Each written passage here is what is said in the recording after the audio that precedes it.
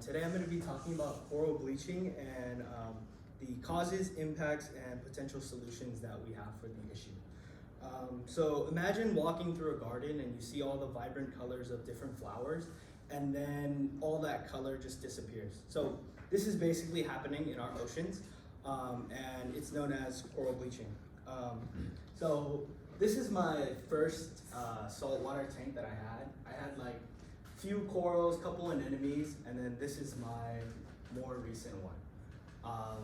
It's a lot of work, and you realize that any kind of fluctuation can affect the corals, and basically they'll just all die. Like one time that tank, I had about 90% of the coral die. The only thing that survived is like a couple of the anemones, but that's it. So as someone who loves marine life and takes care of my own coral ecosystem, I think I have a pretty good understanding of the issue, and I've also done some research regarding coral bleaching and how it is affecting the oceans at a bigger scale. And then first, I'm going to be talking about the causes and mechanisms of coral bleaching.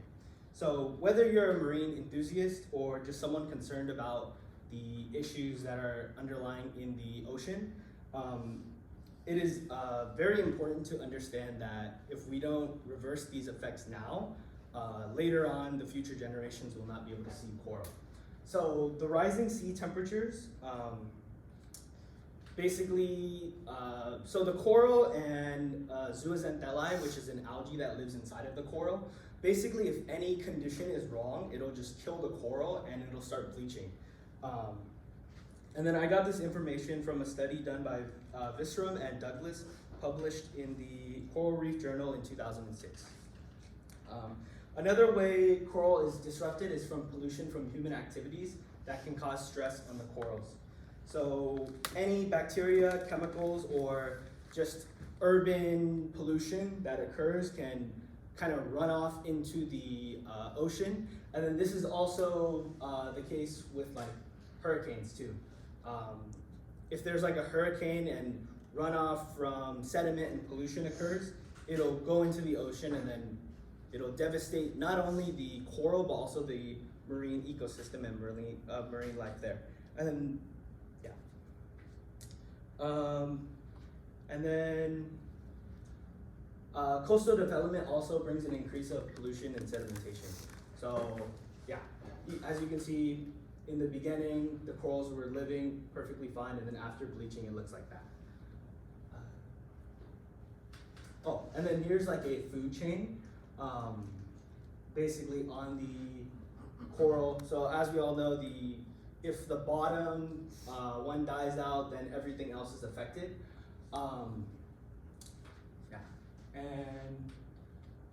This is the impacts on coral bleaching. So coral bleaching leads to biodiversity loss.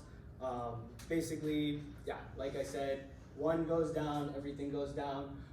The fish will often, because they're they'll chase after food. So if they notice one area is like dying out, they're gonna migrate somewhere else so they can improve their chances of surviving.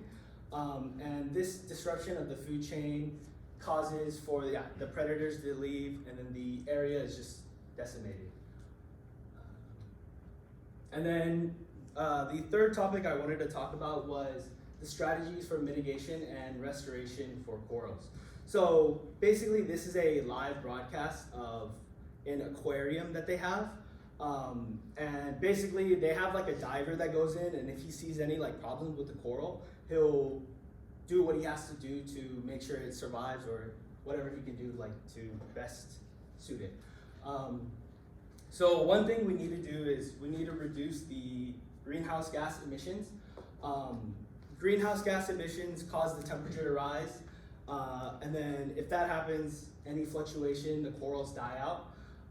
Another thing we have to do to mitigate and restore the corals is advocating for policies that aid in climate change, like drawback.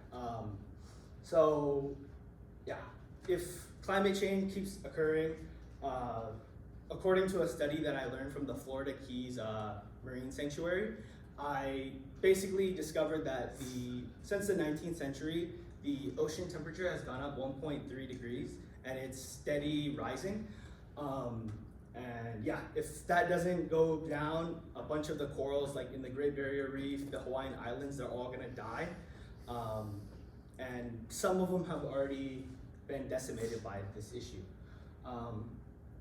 And then another thing we can do is create more marine protected areas.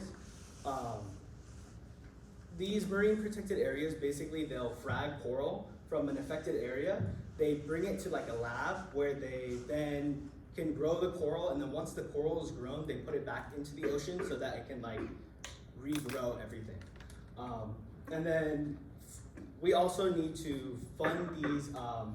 There's already research administratives that educate the local population so that the local people know what to do in their area in order to do their part, and then hopefully collaboratively, if all the local areas deal with their own issues, then the entire problem will get a lot better. And then my concluding remarks is, today we explored the causes and mechanisms of coral bleaching, the impact coral bleaching has on marine ecosystems, strategies for mitigation and restoration, and then lastly, to kind of wrap everything up, by raising awareness, advocating for policy changes, helping conservation efforts, I think corals can recover to their original form.